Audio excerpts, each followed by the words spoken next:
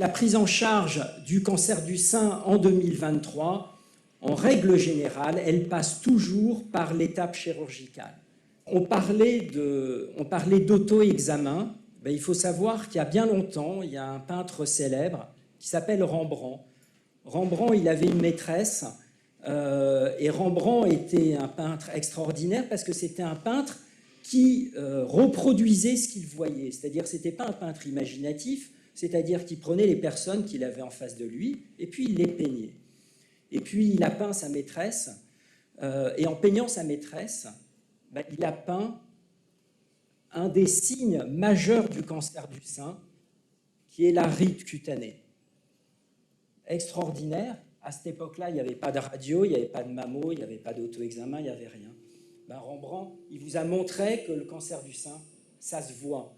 Donc l'auto-examen, ce n'est pas que d'examiner ses seins, c'est aussi de se regarder. Avant-hier, j'ai fait un cours aux infirmières de la structure et je leur expliquais qu'avant de se palper, il fallait se regarder. Et on voit parfaitement bien sur ce tableau, pour ceux qui veulent, il est à la Galerie des Offices à Florence. Alors, quel est le rôle de la chirurgie et du chirurgien cancérologue? Alors ça, c'est une première notion, c'est que la chirurgie du cancer, c'est une chirurgie très particulière. Et vous verrez qu'il y a des critères, en fait, pour pouvoir réaliser cette chirurgie. Le premier rôle de la chirurgie, évidemment, c'est de traiter. Ça, c'est assez facile à comprendre. On a une tumeur, on veut la retirer. Depuis que le monde est monde, le geste chirurgical est assez simple. On a une pathologie, on a une boule. Bon, on va demander à un médecin ou à un barbier ou à ce qu'on veut d'aller le retirer, d'aller l'extirper. Donc ça, c'est le traitement. Et puis ensuite, après, on s'est aperçu que de retirer, c'était bien, mais qu'il fallait retirer des informations de cette lésion. Et donc, pour retirer des informations de cette lésion, il fallait avoir appel à un autre médecin qu'on appelle un pathologiste. Et le pathologiste, lui, il a un microscope. Il va regarder la lésion sur le microscope et il va nous donner des informations. Et ces informations, elles sont essentielles parce que c'est avec ces informations qu'on va pouvoir vous traiter correctement. Le diagnostic du cancer du sein est un diagnostic cellulaire, histologique, microscopique, et c'est la pierre angulaire du traitement du cancer du sein, c'est le pathologiste. Et puis maintenant, dans les années 2000, on s'est aperçu que c'était bien de retirer la lésion, de traiter, mais qu'il fallait faire beau. Il fallait non seulement faire bien, mais faire beau, et donc il fallait éviter les séquelles, et ça, c'est notre enjeu des années à venir. Alors, le maillon essentiel du traitement du cancer du sein, oui, mais pas que, parce que le chirurgien, il est au milieu d'une équipe. Le chirurgien, il n'est pas seul, et donc il doit travailler en multidisciplinaire. Le but, c'est d'être en multidisciplinarité. La multidisciplinarité, c'est quoi? C'est de travailler en équipe. L'équipe, c'est, on l'a vu, les pathologistes, les radiologues, les radiothérapeutes, les chimiothérapeutes. Enfin, on est extrêmement nombreux, les généticiens, Daniel, on est extrêmement nombreux à prendre des décisions. Nous, on nous demande, on nous pose toujours deux questions. Quand opérer et comment opérer? Le chirurgien est assez basique, assez binaire. Donc, quand opérer, c'est docteur, est-ce qu'il faut m'opérer tout de suite? Et donc là, effectivement, notre rôle est de savoir si le cancer nécessite une intervention immédiate. Il faut savoir que si tous les cancers du sein doivent être opérés, tous les cancers du sein ne doivent pas être opérés immédiatement en première ligne. Il y a des cancers du sein, il faut savoir se retirer. C'est ce qu'on appelle essentiellement les cancers inflammatoires ou des cancers qui sont métastatiques d'emblée. Donc dans ce cas-là, on dit à nos collègues, moi je ne vais pas vous opérer, mais je reviendrai plus tard. Donc ça, c'est la première question. Si on a répondu à cette première question et qu'on a dit il faut opérer, la deuxième question, c'est comment opérer? Ça, c'est la question, évidemment, que vous, femmes, vous nous posez. Docteur, vous nous regardez. Est-ce que vous allez garder mon sein? Ça, c'est la première question. Alors, pareil, le chirurgien est assez basique. C'est relativement simple. Pourquoi on retire des seins chez les femmes? C'est évidemment pas pour se faire plaisir. C'est évidemment pour vous guérir. Et donc, en fait, les questions, elles sont basiques. Si vous avez plusieurs foyers dans un sein, on ne peut pas s'amuser à aller piocher les différents cancers. Donc, si vous avez une maladie multifocale, on va être obligé de retirer votre sein. Quand vous avez une lésion qui est étendue dans le sein, eh bien, de la même façon, on ne va pas pouvoir vous garder le sein. Donc, c'est l'hésitation et c'est la décision entre traitement conservateur, tumorectomie, versus mastectomie. Et puis, on a essayé de développer des techniques parce qu'on a regardé nos chirurgiens plasticiens opérer. Et puis, on s'est aperçu qu'en fait, quand ils faisaient de la chirurgie esthétique, ils retiraient des gros volumes en faisant un sein qui restait joli. Et donc, on a développé ce qu'on appelle la chirurgie oncoplastique, c'est-à-dire d'utiliser des techniques de chirurgie esthétique pour le bien de la chirurgie cancérologique. Donc, ça nous permet de retirer des grosses lésions, des lésions centrales derrière le mamelon ou des lésions des cadrans inférieurs. Je vous montrerai des photos tout à l'heure. Et puis malheureusement, de temps en temps, on est obligé de retirer les seins. Et donc quand on retire le sein, pareil, vous nous posez toujours la même question. Docteur, est-ce que vous me gardez mon mamelon ou est-ce que vous retirez le mamelon? Eh bien c'est pareil. Nous, on a des contingences techniques. Si la lésion est immédiatement derrière le mamelon, il est bien évidemment qu'on ne va pas pouvoir vous garder le mamelon. Donc on est obligé de faire une mastectomie totale. Si les lésions sont situées à distance, on va pouvoir faire une mastectomie conservatrice de l'étui cutané et on va faire plaisir à nos chirurgiens reconstructeurs parce que plus on leur laisse de peau et plus on leur laisse le mamelon, mieux c'est pour eux pour les résultats de reconstruction immédiate. Et quand on décide de faire une reconstruction, pareil, la question que vous nous posez, docteur, vous me retirez le sein, mais est-ce que vous me retirez le sein et vous me le reconstruisez en même temps? Eh bien, on essaye de développer aujourd'hui le plus possible de la reconstruction immédiate. Et donc, en fait, notre fer de lance, c'est la reconstruction mammaire pour toutes. Alors, quand on dit pour toutes, malheureusement, c'est jamais pour toutes, parce qu'il y a encore des indications où on ne peut pas faire la reconstruction immédiate.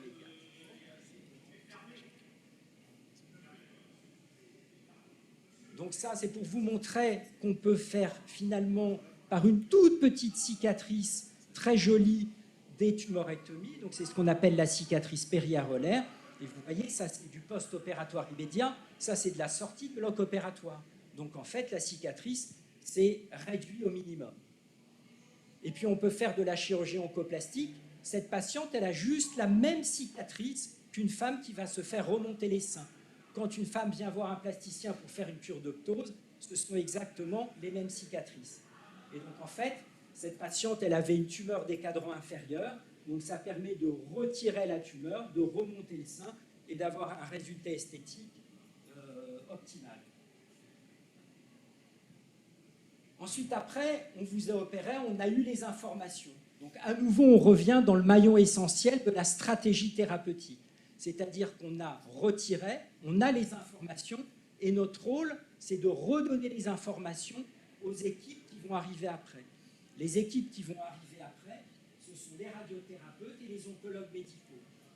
J'insiste sur la nécessité et l'importance de la réunion de concertation pluridisciplinaire. Il faut savoir que depuis qu'il y a un plan cancer, la réunion de concertation pluridisciplinaire est obligatoire, en particulier pour le cancer du sein, mais aussi pour les autres cancers.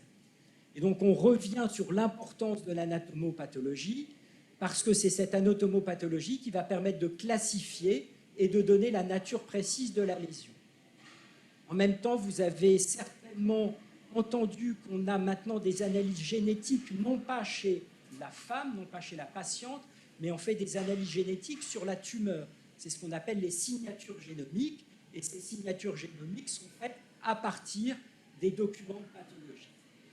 Et le but, c'est en même temps d'évaluer la réponse à un traitement premier, c'est-à-dire, comme je vous le dis, de temps en temps, on n'opère pas en numéro 1, mais on opère en numéro 2, après que les oncologues aient fait une chimiothérapie, après que les oncologues aient fait une hormonothérapie. Et donc là, on va retirer la zone qui a été traitée et on va donner une information essentielle.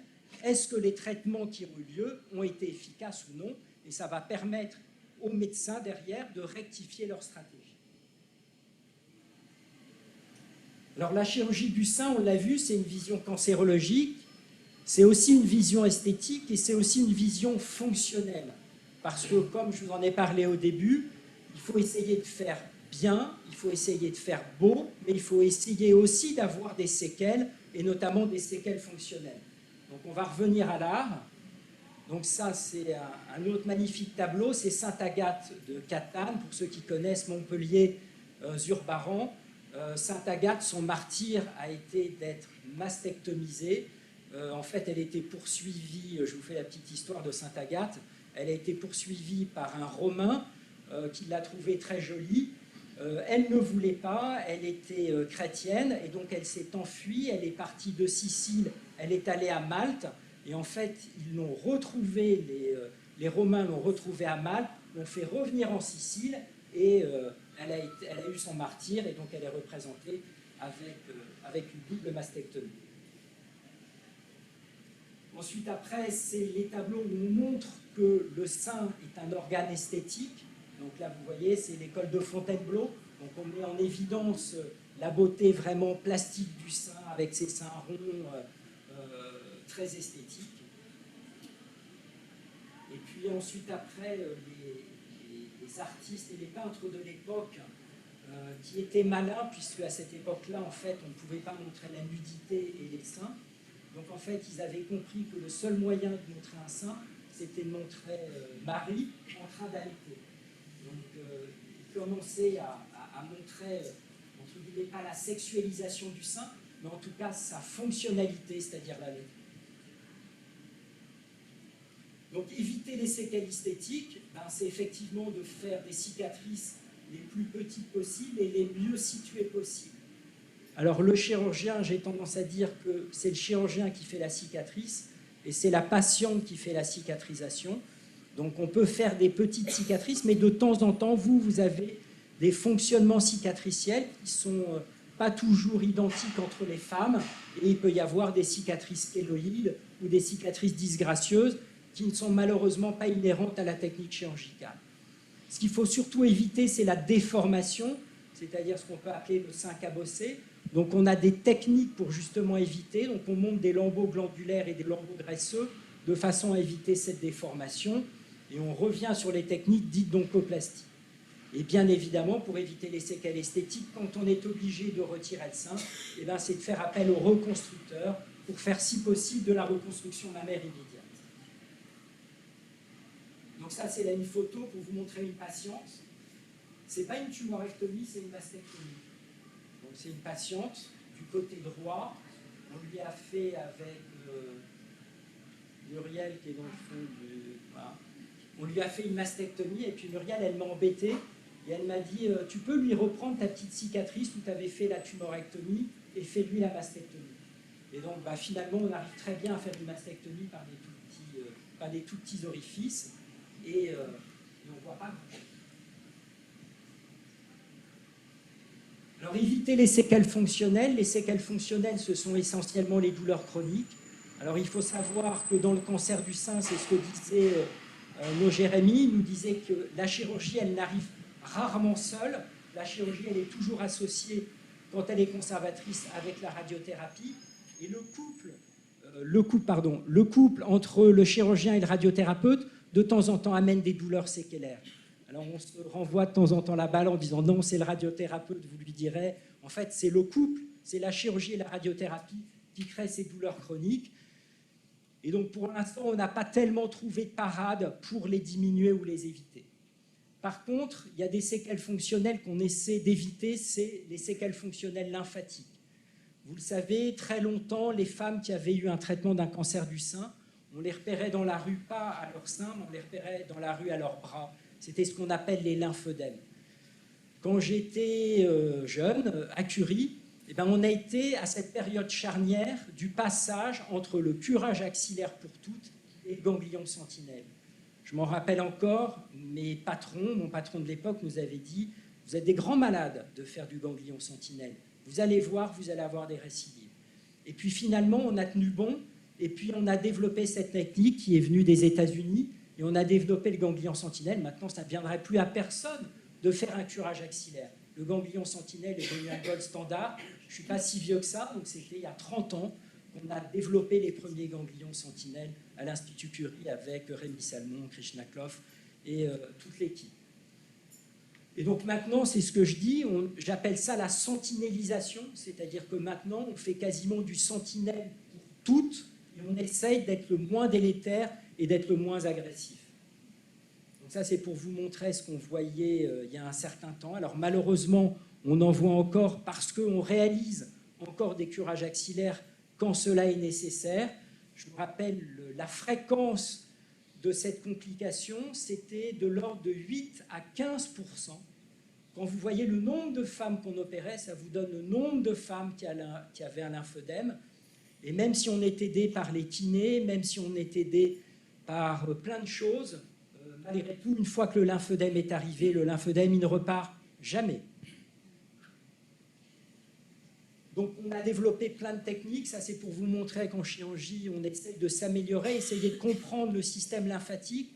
Donc, on a développé l'utilisation de l'immunofluorescence. On s'est aperçu qu'on avait un produit particulier qui s'appelait le verre d'infracyanine et que ce verre d'infracyanine, il avait une particularité, c'est de rentrer dans les vaisseaux lymphatiques. Et en rentrant dans les vaisseaux lymphatiques, on va voir circuler les vaisseaux et puis ensuite, après, les vaisseaux vont arriver aux ganglions. Et donc, les ganglions vont renvoyer l'immunofluorescence. Et donc, l'immunofluorescence, vous voyez, c'est ce qui est en vert. Et cette patiente, elle a 2 ganglions sentinelles. On voit bien un ganglion qui est là et un ganglion qui est là. Et donc, c'est ce qui permet de choisir et de retirer les bons ganglions. Donc après, donc ça, c'est les ganglions, les 2 ganglions retirés en utilisant une autre technique pour les révéler. Ensuite, après, le chirurgien sénologue, pourquoi il est important? Il est important parce qu'en fait, il doit travailler au sein d'une structure. La structure, Dominique, c'est vous qui nous l'offrez, parce qu'il faut un plateau technique, il faut un bloc opératoire, il faut du matériel, il faut de l'argent, enfin, il faut plein de choses. Et donc, on a besoin de structures pour travailler. Puis, on a besoin de travailler avec mes collègues, parce que seul on n'est rien, et en particulier le chirurgien n'est pas grand-chose s'il est tout seul, donc on doit travailler au sein d'une équipe multidisciplinaire. Et puis la troisième chose, c'est qu'il faut avoir un certain training. C'est-à-dire que si vous êtes chirurgien et que vous opérez 3 cancers du sein dans l'année, ce n'est pas une bonne idée. Et donc en fait, l'Agence régionale de santé est en train de revoir justement les critères d'accréditation des structures en nombre de cancers du sein. Et avant, on était à un chiffre tellement bas que je n'ose même pas le dire, c'est-à-dire 30 cancers du sein, même pas par chirurgien, mais par établissement. C'est-à-dire si vous avez 10 chirurgiens, ça veut dire que chaque chirurgien en opère 3, donc c'était globalement une catastrophe. Et donc là, le seuil d'activité a été réactualisé, donc on est passé à 70. Je trouve que c'est encore très peu. Et puis la dernière chose, c'est pour faire un petit clin d'œil, mais Constance Lebris l'avait fait. Alice, avec le chapelier hier, lui disait « Je vous souhaite un joyeux non-anniversaire ». C'est un peu pareil pour Octobre Rose. Octobre Rose, on parle du cancer du sein, mais il faut en parler tous les autres mois, parce que le cancer du sein ne s'arrête pas au mois d'Octobre Rose, et donc en fait, il faut que tous les mois soient